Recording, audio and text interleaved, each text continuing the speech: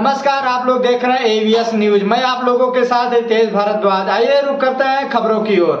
भाई बाराम प्रसाद किशोर रउआ हमार बात सुनो, हमरा पर भरोसा करके वोट दे एकर का गारंटी बा कि जीतला के बाद हम रउआ संगे धोखा ना करो। अरे भाई, वोट से पहले तो हर आदमी अच्छे बतियाता है, वोट के बाद आपका गला काटता है। इसीलिए हम वोट मांगते ही नहीं है। ये जन सुराग वोट मांगने का अभियान नहीं है। अभी 15 मिनट में आपको एक रास्ता बताएंगे, गरीबी से निकलने का रास्ता। आप उसको सीख लीजिए, तो उसके बाद जेकरा के मन हो के ओकरा के वोट दे दी। वोट जिसको मन है उसको दीजिए, लेकिन जो रास्ता अभी 15 मिनट में सिखाएंगे वैसे दीजिएगा। तो और कुछ हो या न हो, आप सभी के लिए, आपके बच्चों के लिए, इसी बिहार में, कैमूर में, रोहतास में, दिनारा में आपके बच्चों के लिए बढ़िया पढ़ाई रोजगार का व्यवस्था निश्चित तौर पर हो जाए।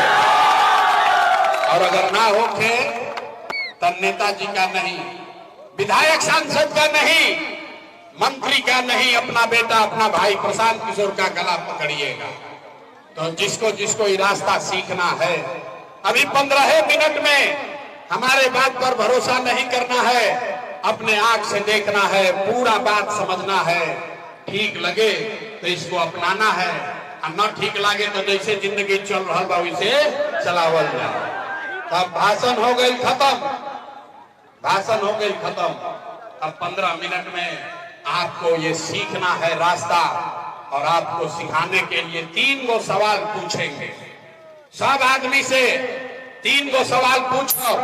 जे जा बैठल बा, खड़ा बा, सबको एक बार हाथ उठाकर हाँ या ना उस समय बोलना है। जो जहां बैठा है वहीं से खाली आपको हाँ या ना बोलना है। 15 मिनट में आपको आंख के सामने दिखेगा कि बिहार की गरीबी का, आपकी बदहाली का कारण क्या है, और इससे निकलने का रास्ता, उपाय क्या है। तो जिसको जिसको सीखना है, जवाब सबको देना है। जवाब देते समय हाथ उठाना है। हाथ काहे उठावे के बाद? हाथवे में सब दम बा। इसी हाथ से जिसका बटन दबाइएगा वही राजा बनेगा। तब जिसको जिसको अब सवाल पूछेंगे सबको जवाब देना है। बीच में 15 मिनट कोई आपस में बात नहीं करेगा, कोई नारा नहीं, कोई ताली नहीं, जिंदाबाद मुर्दाबाद कुछ नहीं। सारे लोग नटवार के सभा में जितने लोग आए हैं, जरा सोच के बताइए, आपके गांव पंचायत में, कैमूर में, नटवार में, रोहतास में, और कुछ हो या न हो, आप सभी के लिए, आपके बच्चों के लिए बढ़िया पढ़ाई या रोजगार का व्यवस्था होना चाहिए कि नहीं होना चाहिए? एक एक आदमी को हाथ उठाकर बोलना है, होना चाहिए कि नहीं होना चाहिए? चाहिए। अरे बाप रे, दिनारा में आदमी कितना समझदार बना। आप चाहे पढ़े लिखे हैं या अनपढ़, हिंदू हैं या मुसलमान, अगड़े हैं या पिछड़े, अमीर हैं या गरीब, महिला है या पुरुष, युवा है या बुजुर्ग, हिंदू है या मुसलमान, सबने कहा कि न भैया और कुछ होके चाहे ना पढ़ाई या रोजगार तो हो कहीं के चाहे। इतना बात तो सबके बुझाता है। किसी नेता का, किसी प्रशांत किशोर का जरूरत नहीं है। आपको मालूम है, अगर आपके बच्चे के लिए, आपके लिए बढ़िया पढ़ाई रोजगार हो जाए तो कोई मुखिया बने, कोई विधायक बने, लालू बने, नीतीश बने, मोदी बने, प्रशांत किशोर बने, अगर आपके बच्चों के लिए पढ़ाई रोजगार हो गया तो आपका जीवन सुधर जाएगा। अब आपको दिखाते हैं आपके और पूरे बिहार के बदहाली का कारण। सब आदमी एक बार अपने अपने बच्चों का चेहरा याद कर लीजिए। सब आदमी अपन अपन लड़कन के तनी चेहरा याद कर लीजा, और अपने बच्चों के नाम पर ईमानदारी से एक बार बताइए, आप में से किसने जीवन में एक बार भी अपने बच्चों के पढ़ाई रोजगार के लिए वोट दिया है? देखिए पूरा जनता के हालत देखिए, चुप। अरे बाप रे, कितना आदमी अभी जोर जोर से बोल रहा हूं, ए भैया पढ़ाई या रोजगार होके के चाहे। ऐजा माइक दे दी, आदमी आधा आधा घंटा भाषण दी हम, कोई बताई कि मुखिया चोर बा, कोई कहीं विधायक लूट लेलन, कोई बताएगा लालू ने बर्बाद कर दिया, कोई मोदी को गाली देगा, कोई नीतीश को। अरे भाई, आपने तो अपने बच्चों के पढ़ाई रोजगार के लिए आज तक वोटे नहीं दिया, तो दूसरे को दोष क्यों देते हो? अब कोई खड़ा होके कहेगा ये भैया एकर का गारंटी बा कि पढ़ाई रोजगार खातिर वोट दिहल जाई तो मिली? कौना नेता के वोट दियाओ? बिहार में तो सब नेता चोरे हैं, जिसको भी वोट दिए कोई काम नहीं किया, तो इसका क्या गारंटी है कि अगर पढ़ाई रोजगार के लिए वोट देंगे तब मिलेगा? बिल्कुल एकर गारंटी बा। हमारा से रोवा लिख के ले ली, वोट जिसको मन है उसको दीजिए, लेकिन आपके बच्चों को पढ़ाई रोजगार मिलेगा ही मिलेगा। हमारी बात पर भरोसा मत कीजिए, 2 मिनट में अपने आंख के सामने देखिए, जादू देखिए कि आपके बच्चों को पढ़ाई रोजगार कैसे मिलेगा। वोट जिसको मन है तब उसको दे दीजिए। दूसरे सवाल का जवाब दीजिए, सब आदमी सोचकर बताइए, आज तक आपने हमने जिसको भी वोट दिया उन नेताओं ने आपका और आपके बच्चों का, बिहार के बच्चों के लिए कुछ काम किया है कि नहीं किया है? हाथवा उठा के बोले के बाद नेताजी लोग काम कैसे हाथ उठा कर बोलिए। एक एक आदमी को हाथ उठाना है, हाथ उठाकर बोलिए नेता लोग काम किए हैं कि नहीं किए हैं? किया है कि नहीं किया है? सोच के बोल दिए ना।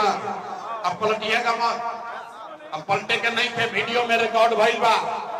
सब लोगों ने कहा है कि भैया आज तक जिस दल को, जिस नेता को वोट दिए कोई हमने के कामे ना कैलक, तब जादू देखी।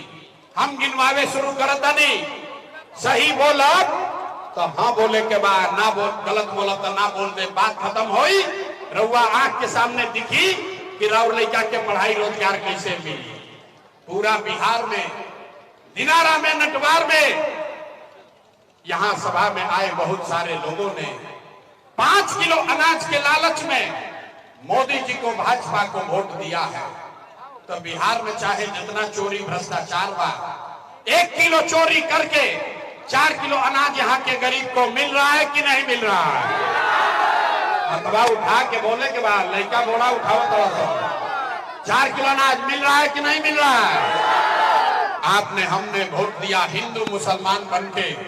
चुनाव से पहले लोग कहल कि जाए दी हमनी के दशा कुछ होके, पहले अयोध्या में राम लला के मंदिर बने के चाहे। तो आपके गांव में नाली गली नहीं बना, स्कूल अस्पताल नहीं हुआ, रोहतास में फैक्ट्री चालू नहीं हुआ, आपके नहर में पानी नहीं आया, लेकिन आपके वोट से अयोध्या में रामलला का मंदिर बना है कि नहीं बना है? अरे हाथ उठाना है, मंदिर बना है कि नहीं बना है? आपने हमने कई लोगों ने वोट दिया नीतीश कुमार के, लोग कहो ना मोदी के ना दे, हम तो नीतीश के वोट दे, हमारा बिहार में पानी बिजली सड़क चाहिए। लालू जी के जंगल राज रहे तो बिहार में बिजली पानी सड़क नहीं था, तो नीतीश कुमार के राज में, इसी भ्रष्टाचार वाले बिहार में बिजली का बिल 1000 आए चाहे 2000, घरे घरे बिजली आया है कि नहीं आया है? अरे इतना मेहरिया के मत बोलो, बिजली आया है कि नहीं आया? आपने हमने वोट दिया जाति के नाम पर, अपने जात के नेता को। बिहार में आदमी कहेला जी ही चाहे मर जाए अपना जाते वाला के वोट दे, तो भैया राउर जात के नेता जीत के गईलन, राउर लैकन के पढ़ाई रोजगार का बात उसने नहीं किया, लेकिन जाति का बात और जाति की गिनती जनगणना पूरे बिहार में कराया है कि नहीं कराया है? आपने हमने वोट दिया सिलेंडर के लालच में मोदी जी को। सब लोग कहल जब सिलेंडर पर खाना बनावल जाये तो सिलेंडर के दाम 1000 हो कि 1200, घरे घरे सिलेंडर बटाई बा कि नहीं के बटाई? अरे मोदी जी झूठो प्रचार कर दो, हथवा बात उठा के बताओ सिलेंडर बटा है कि नहीं बटा है? आपने हमने वोट दिया मोदी का भाषण सुन के कि मोदी जी ने गुजरात में बड़ा विकास किया है, तो भैया मोदी गुजरात में तो विकास कर रहे हैं, पूरा देश का पैसा ले जाकर गुजरात के गांव गांव में मोदी फैक्ट्री लगा रहे हैं और पूरे बिहार से, रोहतास से, कैमूर से, दिनारा से आपके हमारे बच्चे गुजरात में जाकर नौकरी मजदूरी कर रहे हैं कि नहीं कर रहे हैं? ये भाई तो कौना बात पर वोट देनी जाकी नहीं थे मिल। अभी तो आपने अपने बच्चों के नाम पर कहा कि भैया जीवन में अपना बच्चा के पढ़ाई रोजगार के लिए वोट नहीं दिए। यही बात बताने आए हैं, वोट नहीं मांगते हैं, यही जादू दिखाते हैं। बोइएगा बबू तो आम कहां से खाइएगा, वोट दोगे 5 किलो अनाज के लिए तो रोजगार कहां से मिलेगा, वोट दोगे जाति के नाम पर तो आपके बच्चों के लिए पढ़ाई कहां से होगा। मेरे भाई, आपने अनाज के लिए वोट दिया, अनाज आपको मिल रहा है। आपने मंदिर के लिए वोट दिया, अयोध्या में मंदिर बना है। आपने बिजली के लिए वोट दिया, इसी बिहार में घर घर बिजली आई है। आपने जाति के लिए वोट दिया, जात का चर्चा घरे घर चल रहा है। आपने सिलेंडर के लिए वोट दिया, घर घर सिलेंडर बंट गया। आपने मोदी के गुजरात के विकास के लिए वोट दिया, गुजरात में विकास हो गया। बिहार के लोगों ने अपने बच्चों के पढ़ाई रोजगार के लिए वोट नहीं दिया, इसीलिए पूरा बिहार का बच्चा अनपढ़ और मजदूर बन गया। यही बात बताने के लिए आए। वोट न मांगते, 5-5.5 हजार गांव में पैदल गए। आप रउआ जाता नहीं बाबा धाम, 5 दिन आप जाते हैं बाबा धाम, आपका हाथ पैर फूल जाता है। हम 2.5 बरस पैदल चले, 5000 गांव गए। हर गांव में जाकर एक के बात बोलते हैं, लोगों को हाथ जोड़ रहे हैं।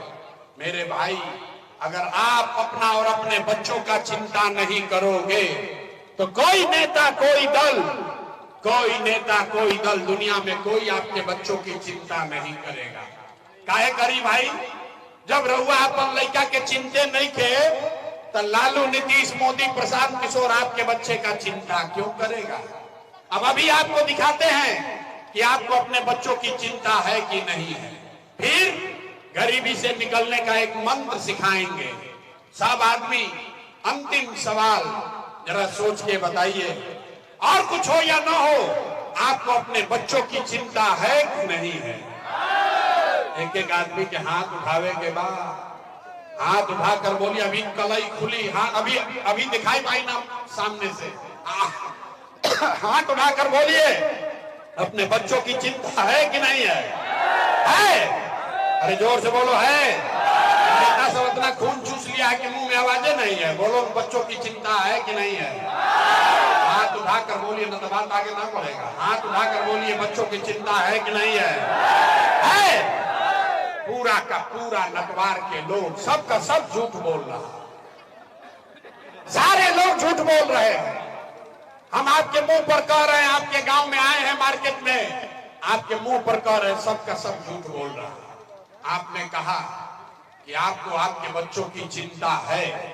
मेरे भाई, हम अभी आपके बाजार में आए हैं, रास्ता में आपके इलाके के, आपके जवार का अगर 100 गो बच्चा मिला है, 100 बच्चे मिले, आधा से ज्यादा आपके जवार के बच्चों के शरीर पर शुद्ध कपड़ा नहीं है।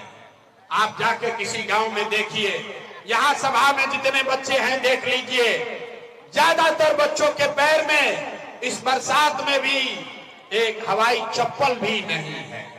लोग से पूछो तो नहीं, ए भाई, अपना लड़का के का हाल कैले बाड़ो, कम से कम एगो चप्पल काहे निकल खरीदो। लोग कहता है कि भैया इतना गरीबी है, इतना परेशानी में है, इतना महंगाई है, कहां से कपड़ा पहना है, कहां से चप्पल पहना है।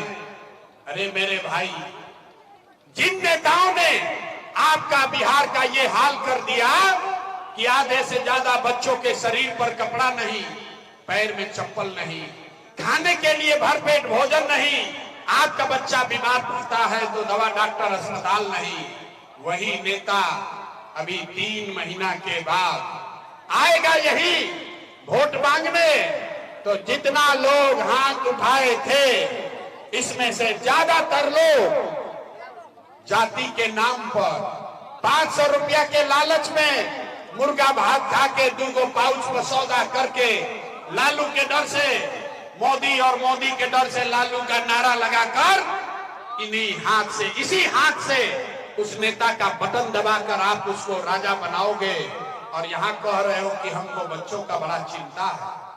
अरे भाई, अपने बच्चों के नाम पर झूठ बोल रहे हो तो आप नहीं भोगिएगा तो कौन भोगेगा? बच्चों की चिंता क्या होती है अगर समझना है तो एक बार लालू जी को देखिए। लालू जी के अपन लइकन के चिंता बा। लालू जी के लइका 9वां पास ना कैलो, लेकिन लालू जी के चिंता बा कि हमार लइका बिहार के राजा बनो। हम ये बात कहता नहीं तो कुछ आदमी के बुझाता कि हम लालू जी की शिकायत करता नहीं। अरे ना रे भाई, हम तो लालू जी का तारीफ कर रहे हैं।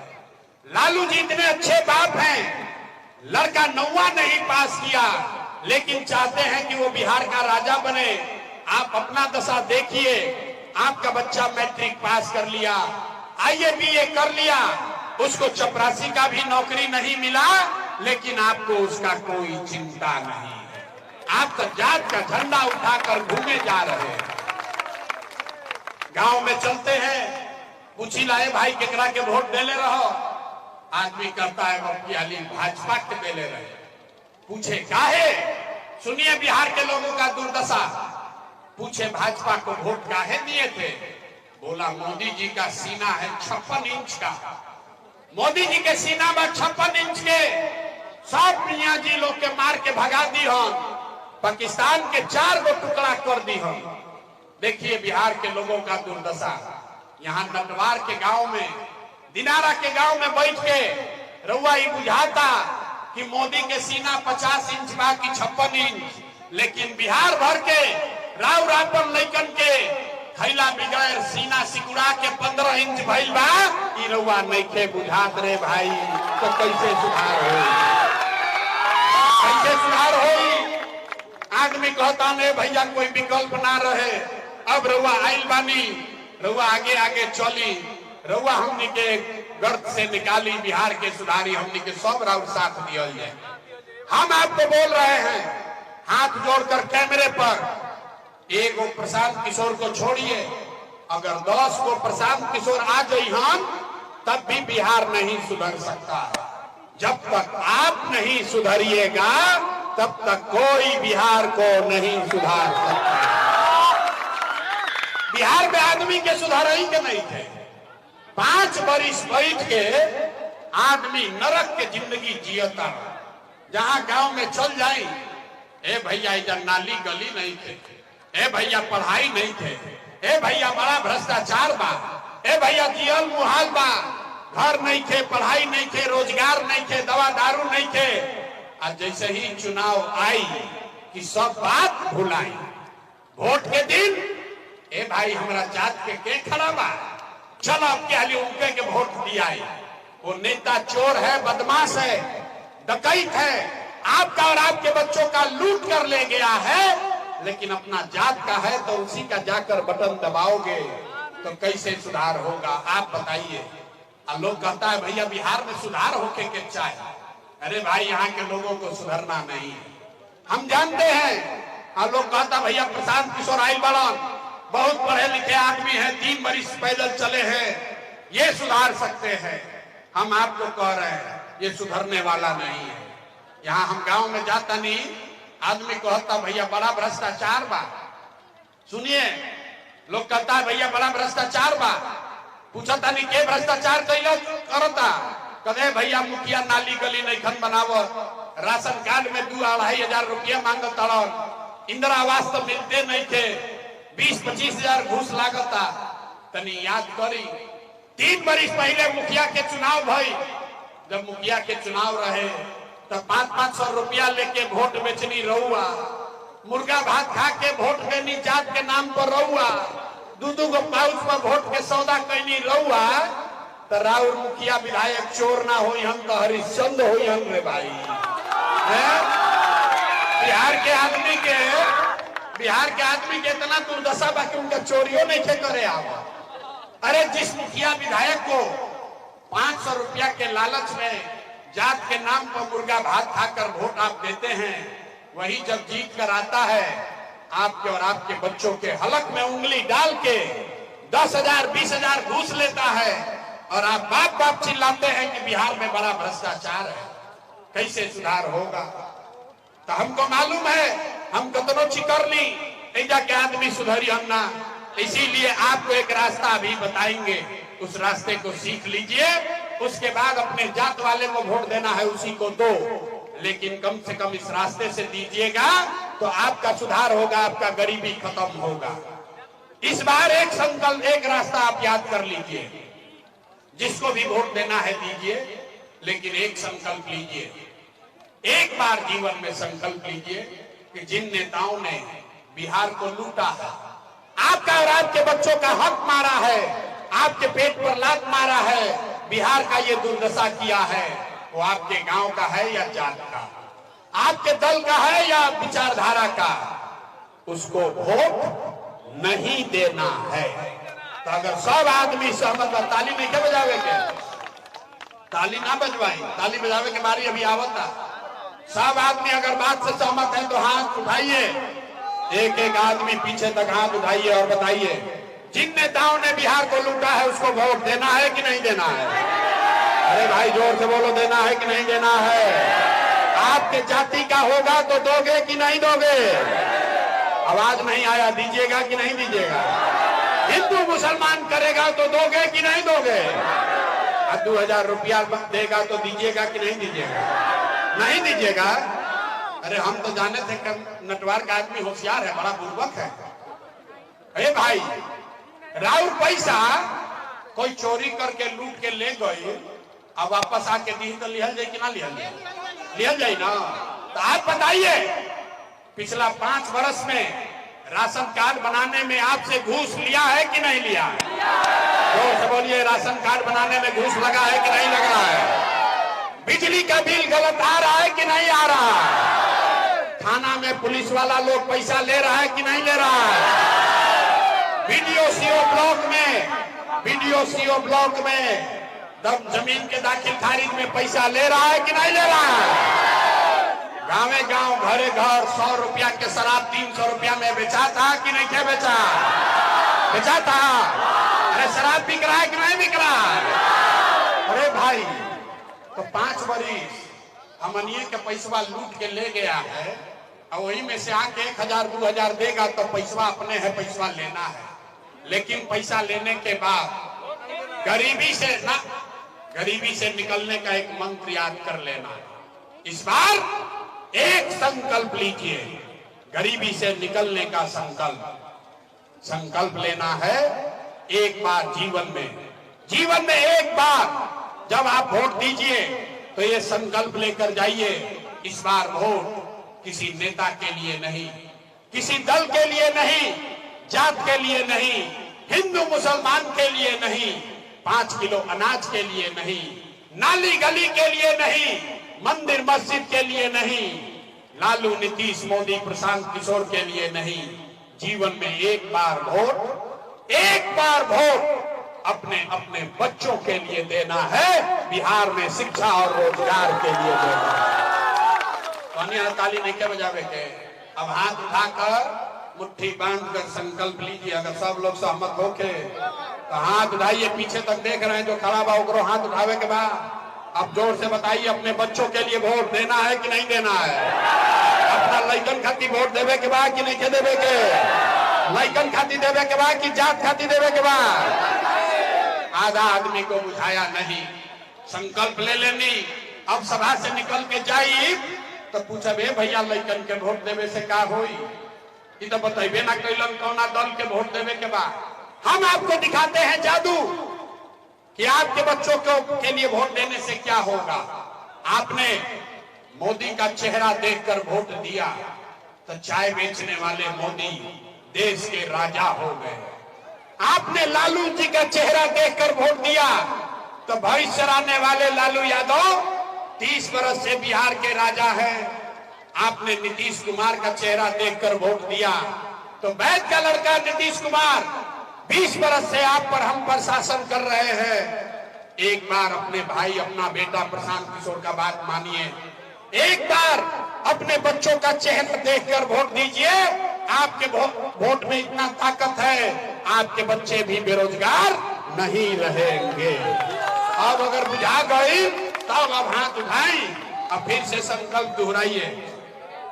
सब आदमी हाथ उठाएगा, मुट्ठी बांधेगा और सब लोग बोलिए अपने बच्चों के लिए वोट देना है कि नहीं देना है? बच्चों के लिए देना है कि जात के लिए देना है? बच्चन खाती देवे के बाद कि नहीं के देवे के बाद? झूठ नहीं ना बोल रहे हैं? तो अगर रउआ झूठ ना बोलनी तो हाथ नीचे करी, अब ताली बजावे वाला बात बोलो। अगर आपने झूठा संकल्प नहीं लिया है तो लिख के ले ली। इस बार अब की हाली जब रउआ दिवाली और छठ मनाई, इस बार जब आप दिवाली और छठ मनाइएगा तो आपके परेशानी का, आपके बदहाली का, बिहार के गरीबी का ये अंतिम दिवाली और छठ होने जा रहा है। अब बजा लीजिए ताली एक बार तो बताइए कैसे कैसे नेताजी को अदलन थाली बजाते हैं, सुनिए कैसे। इस बार अगर आपने अपने बच्चों के लिए वोट दिया, जनता का राज बनाया, तो छठ के बाद एक पहला रास्ता, पहला संकल्प सब लोग याद कर लीजिए। नाली गली बने चाहे मत बनो, स्कूल अस्पताल जब सुधरी तब सुधरी, लेकिन साल भर के अंदर जितने आपके घर के बच्चे बाहर गए हैं मजदूरी करने, जो बच्चे पढ़ लिख कर यहाँ बेरोजगार बैठे हैं, ओकरा नौकरी मिले चाहे ना मिले, लेकिन सभी के लिए कम से कम 10 से 12 हजार रुपया के रोजी रोजगार का व्यवस्था यहीं बिहार में करके दे दिया जाएगा। होना चाहिए, बुझा गई? 10-12 हजार रुपया के रोजी रोजगार इजा होई तो उसे गरीबी कम होई कि ना होई? होई। अगर बात बुझा गई तो प्रशांत किशोर के बेटा के तिलक नहीं थे, अब एजा से घरे जब जाई तो अपना अपना घर के सवांग के, बेटा के, भाई के बतावे के बाद फोन करके अपने दोस्त मित्र परिवारजनों को बताइए कि ये बचवा अब की हाली दिवाली में, छठ में जब घरे आईबो, ए बचवा अब की हाली दिवाली छठ में जब घरे आईबो तो 10-12 हजार रुपया के रोजी रोजगार खाती अब तहरा बिहार घर परिवार छोड़ के बाहर ना जाए के पड़ी। होना चाहिए। सब लोग सहमत है? दूसरा संकल्प, जिसका जिसका उम्र 60 वर्ष से ज्यादा है, अब मजदूरी ना कर सके, अब पढ़ाई ना कर सके। नीतीश कुमार 60 वर्ष से ज्यादा उम्र के 400 रुपया के आदमी भीख देता रहा। तय भाई कि छठ के बाद 60 वर्ष से ज्यादा उम्र के हर महिला पुरुष को 400 रुपया का भीख नहीं, 1100 रुपया का पेंशन नहीं, हर महीना कार्तिक महीना से दिसंबर से हर महीना 2000 रुपया का सम्मान राशि पेंशन के तौर पर जरूर दिया। तीसरा संकल्प और अंतिम, आपको 2000 रुपया मिल जाएगा, बाल बच्चा को 10-12 हजार का रोजगार होगा, उससे जीवन नहीं सुधरेगा। जीवन तब सुधरी जब आपका बाल बच्चा बढ़िया पढ़ लिख कर आगे बढ़ेगा। अभी आपका बच्चा जाता है पढ़ने, सरकारी विद्यालय में पढ़ता नहीं है, खिचड़ी खैलस घरे आ गए। तय भाई कि जब जनता का राज बनेगा तो गरीब को ये अवसर होगा कि जब तक सरकारी स्कूल नहीं सुधरे तब तक आप अपने बच्चा को प्राइवेट अंग्रेजी स्कूल में भेजिए, और स्कूल भेजने का फीस और खर्चा सरकार की ओर से दिया जाएगा, ताकि गरीब से गरीब का बच्चा भी अंग्रेजी स्कूल में पढ़ सके। अपना लड़कन के अंग्रेजी स्कूल में पढ़ावे चाहता नहीं कि नहीं चाहता नहीं? तो तनी अब सब बात रवा सीख लेनी, अब परीक्षा होई, सोच कर बताइए कि अगली बार वोट 5 किलो अनाज के लिए देना है कि रोजगार के लिए देना है? कहनी है ना कि बिहार का आदमी ना सुधरियो, आधा आदमी हतो ऐसे पहले सोचा तो हम काहे सुधरब, हम ना सुधरब, अभी 5 वर्ष और कुचाई तब सुधरब। अरे सोच कर बताइए, 5 किलो अनाज चाहिए कि रोजगार चाहिए? अपना जात का नेता चाहिए कि अपने बच्चों के लिए पढ़ाई चाहिए? जात चाहिए कि पढ़ाई चाहिए? लालू नीतीश मोदी के राज चाहिए कि जनता के राज चाहिए? ए भाई, जरा लालू चाहिए लालू बोलो, आज अगर मोदी चाहिए मोदी बोलो, झूठ बोलिएगा पकड़ा जाइएगा। सोच कर बोलिए, लालू नीतीश मोदी का राज की जनता का राज।